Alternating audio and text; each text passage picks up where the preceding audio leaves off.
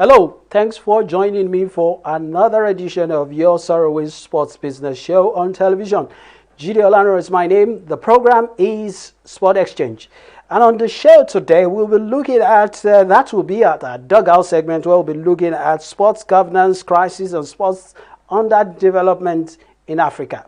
Okay, just stay tuned for that. But before then, I'll take you through the news in sports, especially sports business, where FIFA is still in the news, and it has to do with the World Cup, biennial or quadrennial, to be or not to be. That is one of the news we'll be looking at.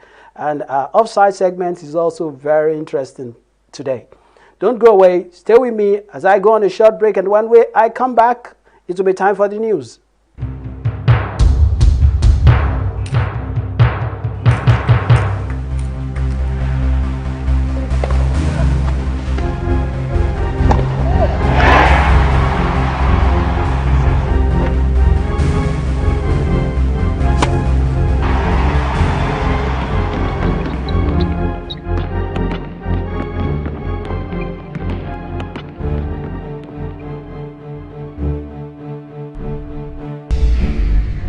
Fantastically finished.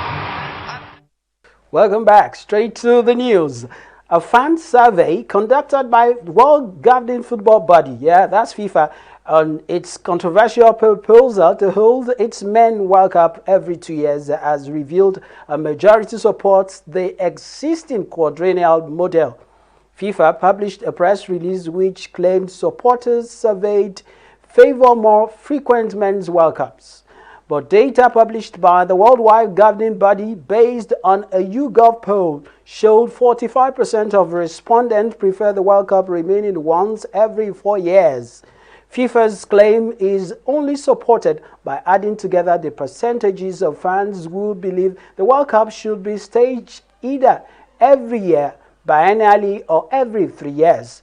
The number in favor of biennial events was 35%, maintaining the 4-year cycle received the highest percentage of votes from each age category included as part of the poll: 18 to 25, 25 to 34, 35 to 44, and 44 to 45 to 54, and over 55 years.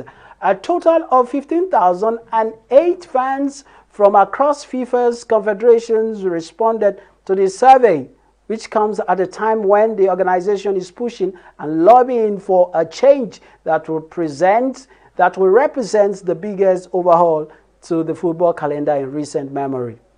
And we move on.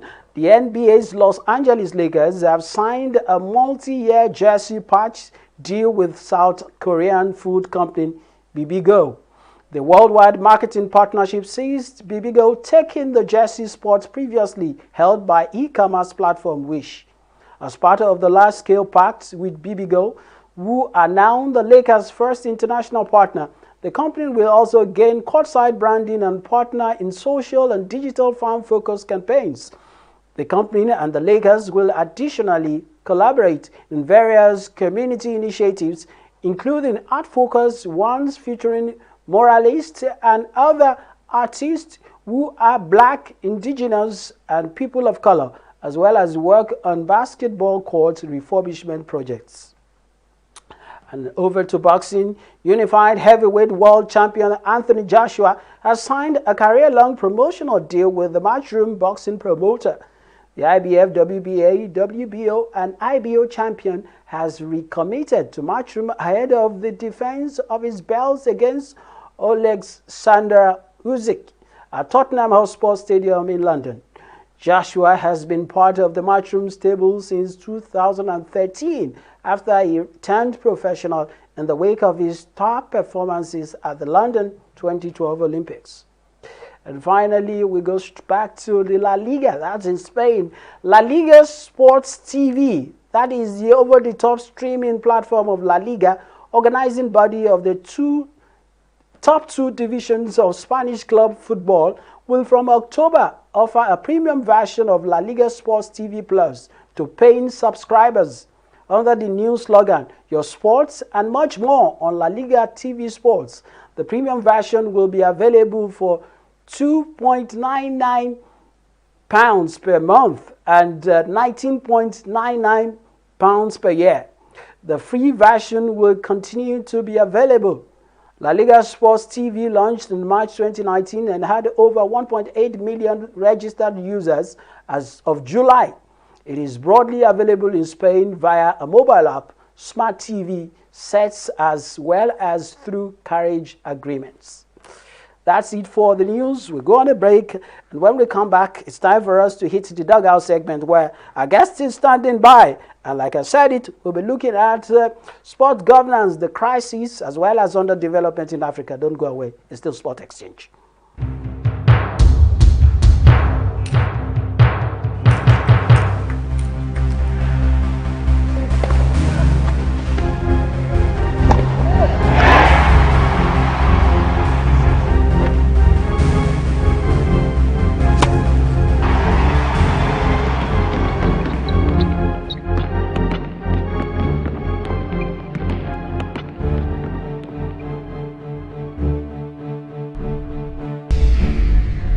Fantastically finished.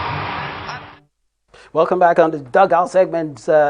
Joining me somewhere from Lagos is the Executive Director, Player Nigeria, Eze Aloysius, the Executive Director of Player Nigeria, joins me now for the dugout segment. Okay, Eze, thanks for joining me. Let's talk about the fact that your organization, Player Nigeria, is putting together a one-day online conference on sports governance crisis and sports underdevelopment. What actually informed this? Well, it's a whole lot that has been happening in the world of sport, and where little is being done to correct, the ills that is going on in the world of sport. So we decided to come together with some other stakeholders, to look at what the crisis or what the situation is. Why are we not getting it right in Africa as far as sport is concerned? And that is why we had identified corruption as a key factor. And this time around also, we are bringing in premium times also, to also look at the journalistic angle of it. And that is why we intend to have a discussion around this topic of, the crisis that is affecting sport development in Africa. So that is really our motivation behind it. Thank you very much, Eze. Like you said, I know that your organization is involved in unearthing a whole lot of vices or that are disturbing or that are stunting the growth of sports in Africa. And I know because you are based in Nigeria, you guys are trying to unravel some of the crisis that usually rocks some of the sports federation in Nigeria, and that affects the developments of talents and what have you. You guys are working closely with media. What actually do you guys want to achieve? Because I know that you have your programs well cut out. Yeah, Jide, the problem is with sports alone, we can achieve a lot in Nigeria. The youth can benefit. The parents can benefit. A lot of people can benefit with sports alone in Nigeria. Look at the number of persons who travel from Nigeria through the desert into in attempt to go to Europe to go and engage in lucrative sporting activities. If our own sports are developed, less number of those persons would want to go on such misadventure. That is one. We spend a lot of money. Nigerian companies spend a lot of money, on developing or showing us foreign sports in different competition. They spend a lot of money doing all these things. That money, if properly invested in Nigerian sports, it will mean a lot to the economy, to the people, and to individuals, to families. Look at the money some of these multinational companies, they probably in the breweries company or in the technology company and Champions League and all that. And whereas we do not develop our own.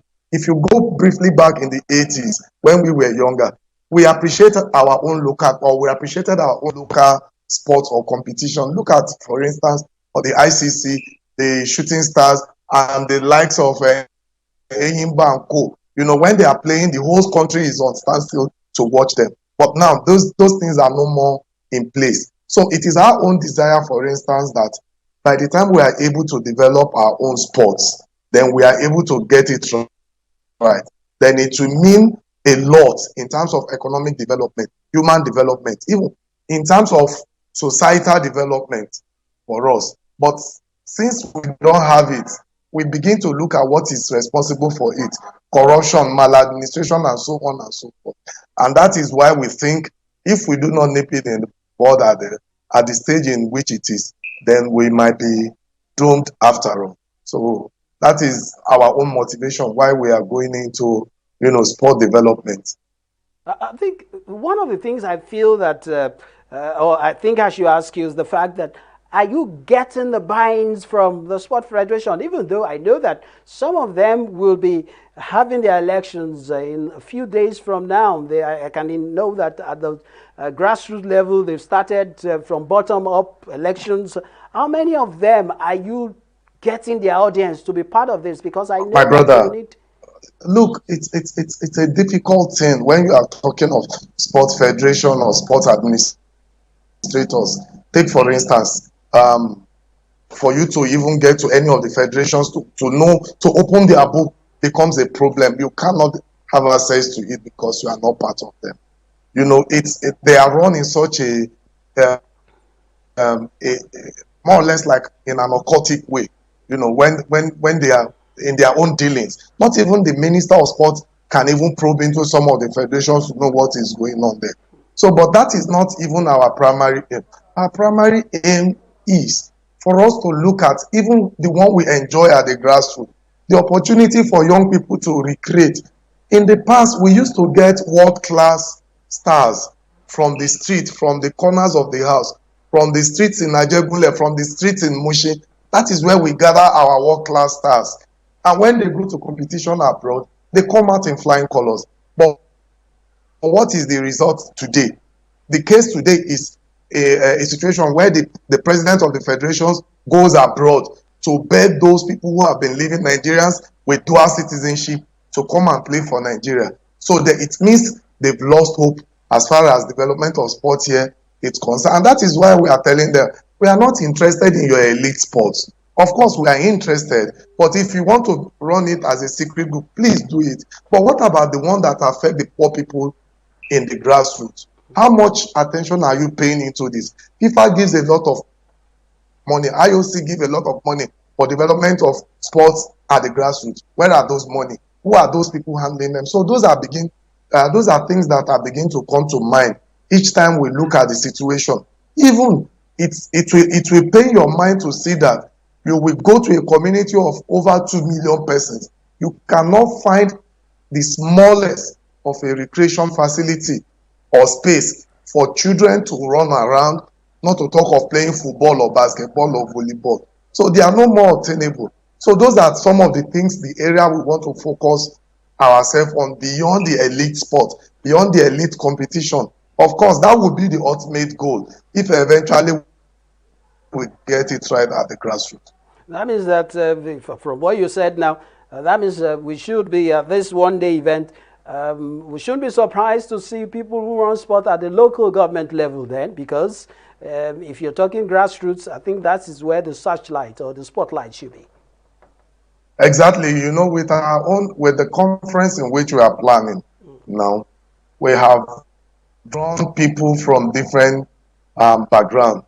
People are coming from different parts of Europe. People are coming from different parts of Africa. We try as much as we can to reach out to people. I think as at yesterday when we checked our feedback, over 200 persons already indicated interest, to be part of the event. And we are so glad, to have all of them. But it's going to be a pool of community where people exchange ideas, where people listen to each other. We have even gone as far as bringing resource persons from outside Africa, who can share experience experience about their work as far as investigating corruption in sport is concerned, or some of the things they have identified in the course of their work as sports journalists or as sports persons. So they are going to be there, and we really hope it's going to be worthwhile.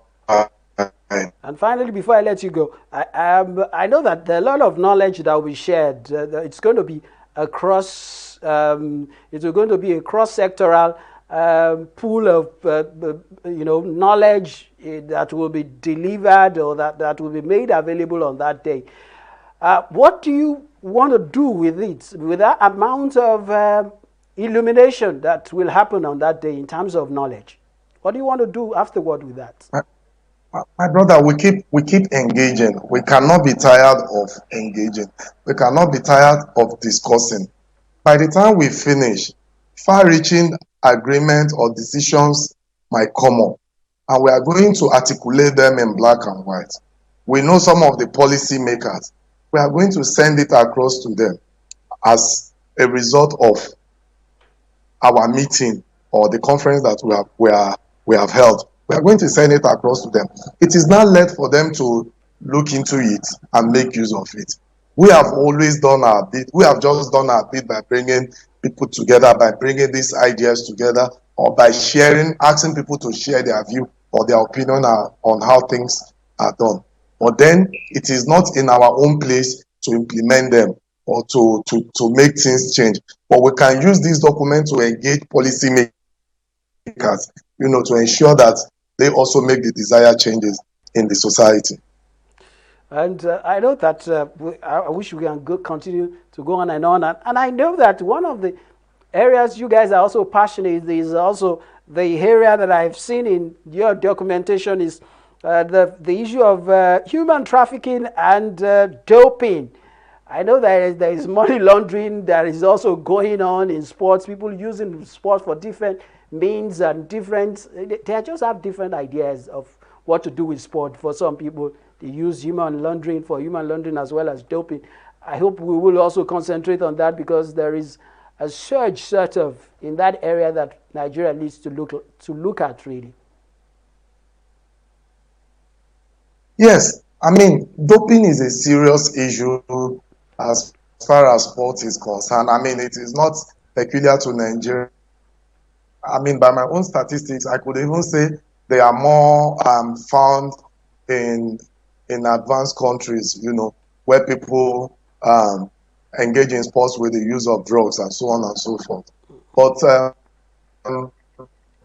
it's a major challenge as far as sports is concerned. When we are lagging behind is in the aspect of our own science, our own development. For instance, do we have professionals working on this field? Do we have people who can talk to our athletes and sport as far as doping is concerned? Do we have even the psychologists who can even help those who are already into it? So those are some of the challenges of where we are lagging behind as far as doping is concerned. But I think naturally, most of our athletes will readily do very well if given equal opportunities and chances, in international competition. All right, Eze Aloysius is the Executive Director of Player Nigeria, the non-governmental organization that is focusing on addressing the issue of underdevelopment as well as sports governance crisis in sports in Africa. I must say thank you very much. I know that once again, the date for the particular event, one day online conference, is Tuesday, 29th of September. Am I right? 28, yeah, Tuesday, 28th of September. Okay. By 3 p.m. By 3 p.m. It's going to be online, strictly online, okay? So people can also go and register. All right. So thank you very much once again, Eze Aloysius, for joining me on the show today. Okay, that was Eze Aloysius, of course. So we talked about the issue of sports governance. That's looking at sports governance crisis and sports underdevelopment in Africa. And there is an one-day online conference coming up that will be addressing that. So do make a time for that. Yes, sir. Just find some time to be part of that. Okay. All right. Before I go on the show today, as usual, as it is in our tradition, I'm going to leave you with the offside. But before I do that, let me remind you that you can join us on our social media platforms and on Twitter, on Facebook, as well as YouTube channel. For Facebook, it is Sport Exchange 24. And on Twitter, it's Sport Exchange 24 too. And on YouTube is TV 360 Nigeria. You can like our YouTube channel, subscribe so that you can get the latest and the best of local content that you can imagine. Okay, our outside segment has to do with the Aisha Buhari Cup. Of course, we focused on it on our outside before, and the outside, the particular competition has come and gone. The invitational tournament has come and gone, but we won't allow it go without, focusing on the high point for me as the presenter of this show. The high point for me as the presenter of this show is the fact that the championship, the tournament was in conjunction with a non-governmental organization, which is focused on women empowerment. Of course, a girl child, women empowerment, and they were looking at the future, making sure the future is assured. And at some point, I talked whether the future of women football is really assured. But it is surprising that after Nigeria, the Super Falcons of Nigeria couldn't win that invitational tournament, a former captain of the Super Falcons was made a scapegoat of. She was the scapegoat of everything that went wrong during that championship or invitational tournament.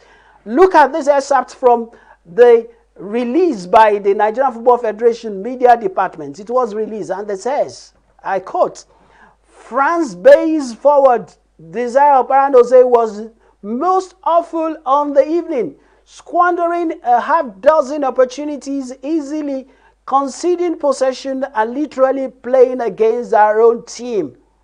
And still on it, the Super Falcons created chance after chance, but Oparandose wasted them all, choosing a big day